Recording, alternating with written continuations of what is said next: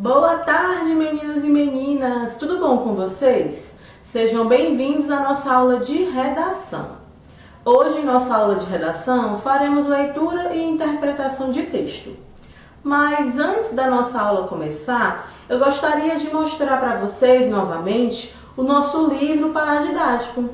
O livro paradidático de vocês, desse ano, é este: 5 palavras em 5 dias. Todos vocês já têm o livro?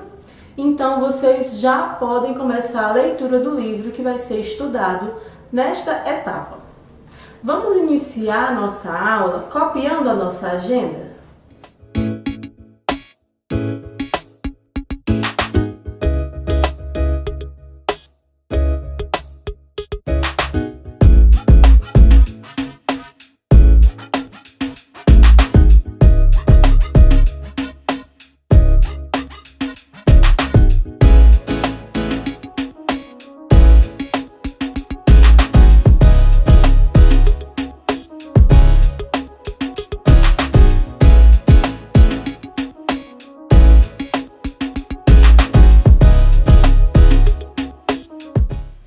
A nossa agenda hoje de redação mostra que trabalharemos leitura e interpretação de texto. Vocês já conheceram o livro 5 palavras em 5 dias, que é o paradidático que estudaremos nesta etapa. Espero que todos vocês façam a leitura, é um livro muito agradável de ler. Ano passado, os meninos do 5º ano praticamente leram todos no mesmo dia que receberam o livro, então eu espero que vocês também tenham esse prazer na leitura deste livro. E quem sabe virá surpresas relacionadas a este livro para a gente ainda nesse finalzinho de ano. Vamos iniciar a nossa aula fazendo a leitura. Lá na página 255 do livro de vocês, abram aí o livro de vocês na página 255. Nessa página nós encontramos um texto e vamos fazer a leitura dele para trabalharmos a interpretação desse texto. Acompanhem comigo a leitura do texto na página 255. Terra e conhecimento da natureza. Os povos indígenas têm muito respeito pela terra. Eles consideram a terra como uma grande mãe, que os alimenta e dá vida, porque é dela que tiram todas as coisas que precisam para sobreviver. Para eles, a terra não é apenas uma propriedade. Ela é a morada dos mortos e de todos os espíritos. Os povos indígenas são grupos que fazem uso da natureza, assim como todos nós, mas não o fazem de forma descuidada. É bom dizer que, para sobreviver e se reproduzir, um povo necessita de muito mais terras do que as utilizadas para plantar, pois desse território ele também extrai material para a construção de suas casas, para a fabricação dos rascos, das flechas, das canoas e de tudo que utiliza em seu dia a dia. As populações indígenas aprenderam a se relacionar com a natureza com respeito. Por isso, sabem que é preciso conhecer bem a fauna e a flora. Os índios sabem que um determinado pedaço de terra só pode ser cultivado por um tempo determinado, mudando-se em seguida para outros lugares, a fim de permitir que as plantas nasçam e cresçam de novo e o solo descanse. Depois de um bom tempo, quando essa terra puder ser utilizada novamente, eles voltarão para esse mesmo lugar. Quando fazem longas caçadas, os indígenas aproveitam para conhecer melhor seu próprio território e coletar materiais que usarão depois na fabricação de vários objetos. Infelizmente, há pessoas que querem a terra para explorar e destruir, arruinando o meio ambiente que os povos nativos souberam preservar por milhares de anos. A preocupação com a preservação da natureza tem feito com que muitos povos se organizem para defender seus direitos, garantidos pela Constituição Federal, aprovada em 1988.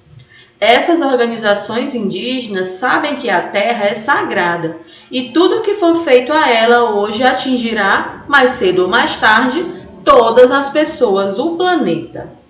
Esse texto foi retirado do livro Coisas de Índio, versão infantil, de Daniel Munduruku. Aqui a gente vê a foto do Daniel que é um índio, né? Ele aqui nasceu na aldeia do Pará. Ele é um escritor, dá palestras e fala muitas histórias sobre os povos indígenas. Agora vamos à atividade. Vocês já sabem, as páginas são as 257 e 258. Para realizar a atividade, eu peço que vocês pausem o vídeo, tentem resolver as questões, se precisar, releiam o texto. Quando vocês terminarem de fazer a atividade, vocês voltam para a gente corrigir. Podem pausar o vídeo. Agora que vocês já terminaram, vamos à nossa correção. Vamos iniciar a correção aqui na página 257. A primeira questão, ela diz: o texto que você leu faz parte do livro Coisas de Índio, versão infantil. Quem é o autor do livro? Nós vimos no final que é Daniel Munduruku. B. Esse livro foi escrito para qual público? Como você sabe disso? Para o público infantil. Essa informação aparece no subtítulo do texto. C. Em sua opinião, o autor trata de situações imaginárias ou reais no texto? Justifique sua resposta. Ele trata de questões imaginárias ou reais. O que é que vocês acham? Essa resposta, ela é pessoal.